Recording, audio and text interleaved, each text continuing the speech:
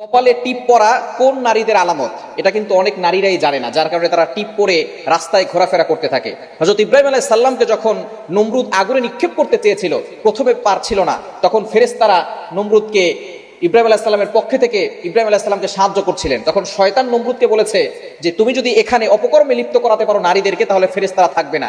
তখন কিছু নারীদেরকে অপকর্মে লিপ্ত করালো, নারী পুরুষদেরকে, তখন ফেরেশতারা চলে গেল। তখন ইব্রাহিম আলাইহিস সালামকে নমরুদ আগুনে নিক্ষেপ করলো এবং আল্লাহ পাক রব্বুল আলামিন আগুনকে অর্ডার করলো, কুলনা ইয়া নারু কুনি বারদাও ওয়া সালামান আলা ইব্রাহিম, হে আগুন তুমি আমার ইব্রাহিমের জন্য শীতলময় ঠান্ডা হয়ে যাও। আগুন ইব্রাহিম আলাইহিস সালামকে পোলাতে পারে নাই। যখন ইব্রাহিম আলাইহিস সালামকে আগুনে ফেলার কারণে যে সমস্ত নারীরা অপকর্মে লিপ্ত হয়েছিল, পরবর্তী সময়ে সরকারি পক্ষ থেকে তাদের কপালে টিপ দেওয়ার ব্যবস্থা করেছিল, যাতে করে ওই এলাকার সকল মানুষ চিনতে পারে এটা হচ্ছে সরকারি যে সমস্ত পতিতা নারী আছে তারা হলো সেই লোক। সুতরাং এই কপালে টিপ দেখেই তাদেরকে চেনা যেত। এখন যে সমস্ত নারীরা টিপ দেয় তারা বুঝেই না এই কপালে টিপ দেওয়া কোন নারীদের চিহ্ন, কোন নারীদের আলামত। এজন্য অবশ্যই মুসলিম নারী যারা আছে তারা কখনোই কপালে টিপ ব্যবহার করে না, এবং কপালে টিপ পরা কোনো মুসলমানের জন্য উচিত নয়।